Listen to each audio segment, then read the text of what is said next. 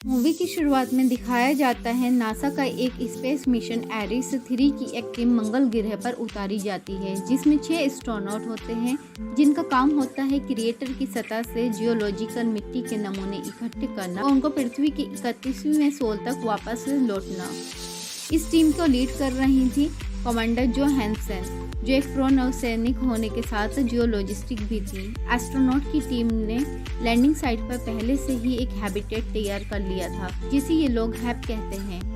वहाँ वो 31 साल तक रहकर अपनी रिसर्च पूरी करेंगे और अब वो मिट्टी के नमूने जुटाने में लगे हुए थे। इस दौरान आईटी इंजीनियर जोहानसन लगातार सैटेलाइट सिग्नल पर अपनी नजरें गड़ाए हुए थी। जोहानसन को अपने कंप्यूटर पर नासा की तरफ से एक अपडेट मिलता है, जिसमें बताया जाता है कि उनकी तरफ एक भयानक तूफान बढ़ रहा है।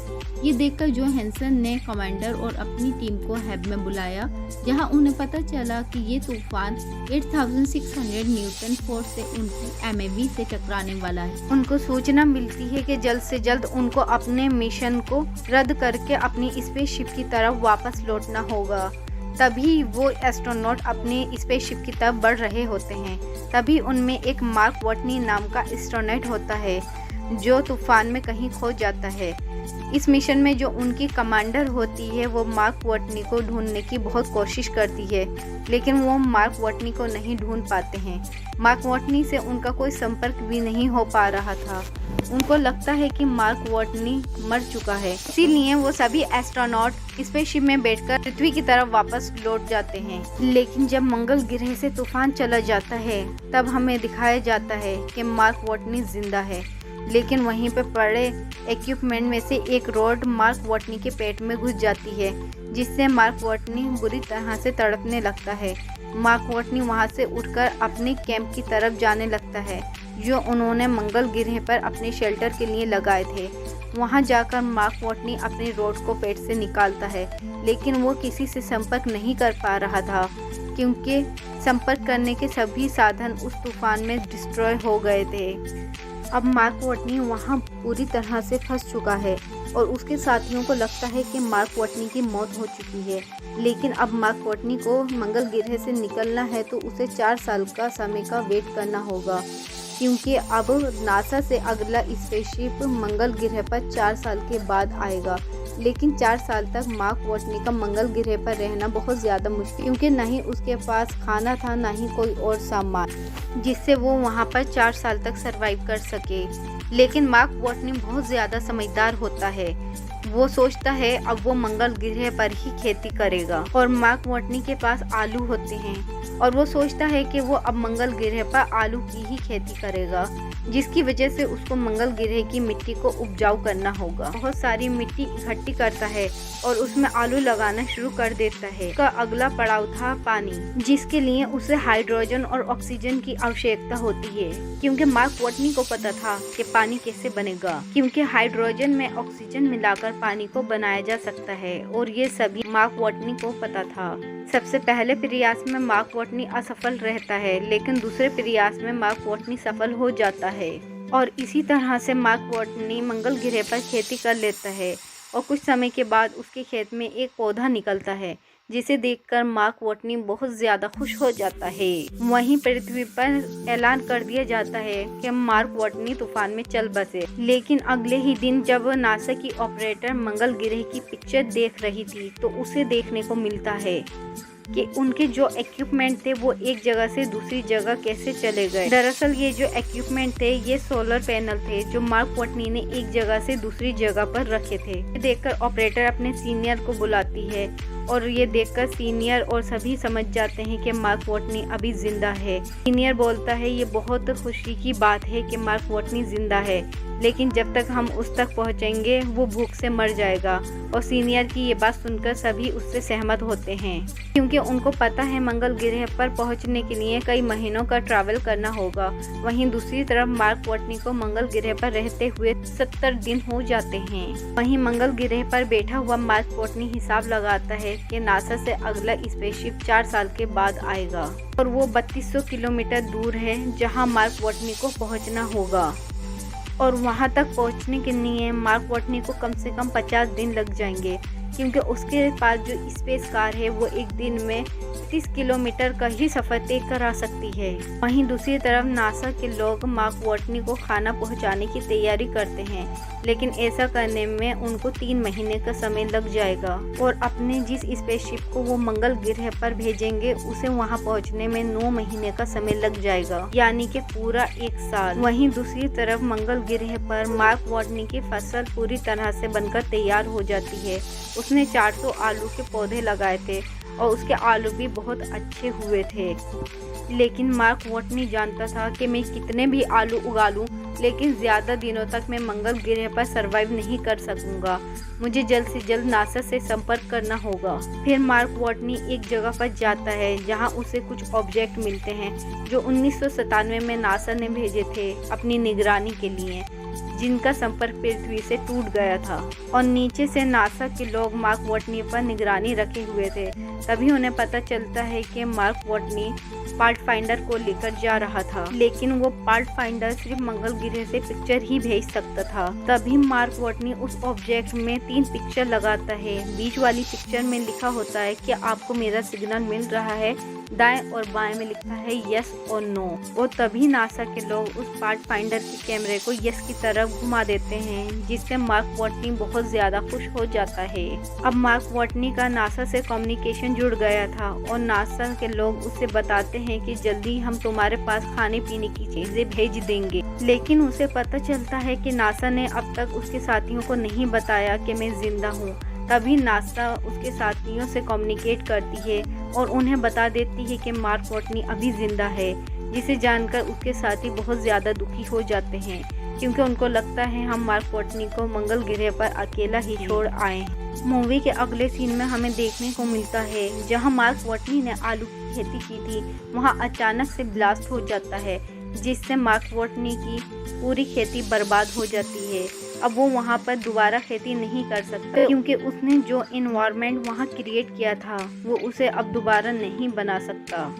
अब मार्क वाटनी अपने स्टोर किए हुए आलू की तरफ देखता है और सोचता है कि मेरे पास इतने आलू नहीं हैं कि जब तक कि नासा मेरे पास मदद भेजेगा, जब तक मैं इनको सरवाइव कर पाऊँ। फिर नासा मार्क वाटनी को संदेश भेजती है कि जब तक हम तुम्हारे पास मदद भेजते हैं तुम्हें इन आलूओं से ही काम चलाना होगा और कम से कम आलूओं का उपयोग करना होगा। तब मार्क वाटनी 3 टाइम के खाने को 3 दिन तक खाता है। वहीं नासा 3 महीने बाद एक स्पेसशिप लॉन्च करते हैं, लेकिन वो उस स्पेसशिप का टेस्ट नहीं करते और उसे लॉन्च हैं और वो स्पेसशिप आसमान में जाने के बाद ब्लास्ट हो जाता है। उस स्पेसशिप में मार्क वाटनी के खाने पीने की वस्तुएं थीं जो बर्बाद हो जाती हैं। ये जानकर नासा के लोग बहुत ज़्यादा दुखी हो जाते हैं और रोने लगते हैं, क्योंकि वो जानते थे कि मार्क वाटनी के पास इतना खाना नहीं है कि वो इतने दिनों तक सरवाइव कर सके। वहीं मार्क वाटनी को जब पता चलता है स्पेसशिप का लॉन्च असफल रहा है तो वो नासा को एक संदेश भेजता है। वो कहता है कि मेरे माँ बाप से कहना मैं मुश्किलों से नहीं डरा, मैंने उनका डटकर सामना किया है और मुझे अपने काम से बहुत ज़्यादा प्यार है और मैं बहुत खुश हूँ और मैं ये कह पा रहा हूँ कि इंसान को अपनी हर परिस्थिति के लिए तैयार होना चाहिए। वहीं नासा अपनी सारी उम्मीदें खो बैठता है। तभी चाइना उनके सामने मदद के लिए आता है, क्योंकि चाइना के पास स्पेसशिप में भेजने की सारी चीज़ें होती हैं। और अब 28 दिनों में ही नासा दोबारा से मार्क वाटनी तक पहुंचने के लिए स्पेसशिप तैयार कर लेता है। वहीं एक लड़का होता है जिसका नाम रिच होता है, जो एस्ट्रोडाइनो में काम करता है और रिच मार्क वाटनी को बचाने के लिए नासा को एक तरीका बताता है। वो बताता है जिस स्पेसशिप में मार्क वाटनी के साथी जो पृथ्वी पर वापस आ रहे हैं वो वापस नहीं आकर पृथ्वी का चक्कर लगाएं और जब वो ऑर्बिट के पास होंगे तो हम जरूरत का सारा सामान स्पेसशिप की मदद से पहुंचा देंगे और सिलिंग शॉट की मदद से उस स्पेसशिप को वापस मंगल ग्रह की तरफ धकेल देंगे। सीन की मदद से किसी भी यान को अंतरिक्ष में किसी भी दिशा में धकेला जा सकता है। और रिच बताता है कि मार्क वाटनी को फ्लाइंग ऑब्जेक्ट की मदद मंगल ग्रह के ऑर्बिट से बाहर निकालना होगा और वो फ्लाइंग ऑब्जेक्ट मंगल ग्रह पर ही मौजूद है और जब वो ऑब्जेक्ट ऊपर आएगा तो बाकी के साथी उसे पकड़ लेंगे। लेकिन ये सुनकर नासा मना कर देती है क्योंकि उनका कहना होता है कि सिर्फ एक एस्ट्रोनॉट की वजह से हम अपने 5 एस्ट्रोनॉट की जान को खतरे में नहीं डाल सकते। वहीं दूसरी तरफ दिखाया जाता है कि मार्क वाटनी मंगल ग्रह पर अपना वही काम करना स्टार्ट कर देता है जिसके लिए मार्क वाटनी और उनकी टीम मंगल ग्रह पर आई थी। और वो जो लड़का रीस था वो बाकी के 5 एस्ट्रोनॉट से संपर्क करता है जो कि वापस पृथ्वी पर आ रहे थे, और वो उन 5 एस्ट्रोनॉट को सारा प्लान बताता है, जिसे सुनकर वो 5 एस्ट्रोनॉट इस मिशन के लिए तैयार हो जाते हैं। जब नासा देखता है कि उनके ऑब्जेक्ट की दिशा बदल रही है, यानी कि जिससे वो 5 एस्ट्रोनॉट वापस आ रहे थे उसकी दिशा बदल गई है, तो वो समझ जाते हैं कि वो मार्क वाटनी को लेने के लिए वापस मंगल ग्रह की तरफ जा रहे हैं। कि नासा भी ज़रूरत का सारा सामान उन तक पहुंचा देता है। इस काम में नासा की चाइना बहुत ज़्यादा मदद करता है, और मार्क वाटनी भी अपनी स्पेस कार की मदद से उस फ्लाइंग ऑब्जेक्ट की तरफ निकल पड़ता है। इसकी मदद से वो मंगल ग्रह के ऑर्बिट से बाहर निकल सकता है। लेकिन ये सब इतना आसान नहीं था। जिस फ्लाइंग ऑब्जेक्ट को मंगल ग्रह के ऑर्बिट से बाहर निकालना चाहते हैं, वजन बहुत ज़्यादा था, और उन्हें पता था कि इसका वजन अगर कम नहीं हो पाया तो मार्क वाटनी मंगल ग्रह से वापस नहीं निकल पाएगा। और अब मार्क वाटनी को अपने फ्लाइंग ऑब्जेक्ट से 5000 किलो वजन कम करना होगा, और मार्क वाटनी अब फ्लाइंग ऑब्जेक्ट के सभी सामान को उतारने लग जाता है। अब मार्क वाटनी इस फ्लाइंग ऑब्जेक्ट की मदद से मंगल ग्रह के ऑर्बिट से बाहर निकलना चाहता है, जो बहुत ही ज़्यादा मुश्किल है। अब पूरी दुनिया की नज़र इस मिशन पर होती है। अब मार्क वाटनी उस फ्लाइंग ऑब्जेक्ट को उड़ाता है, और वो फ्लाइंग ऑब्जेक्ट अब हवा में होता है, और अब ये फ्लाइंग ऑब्जेक्ट अंतरिक्ष में पहुंच जाता है। वहीं उसके साथी रेडियो की मदद से मार्क वाटनी से संपर्क करना चाहते हैं, लेकिन ऐसा नहीं हो पाता है क्योंकि मार्क वाटनी दबाव की वजह से बेहोश हो जाता है।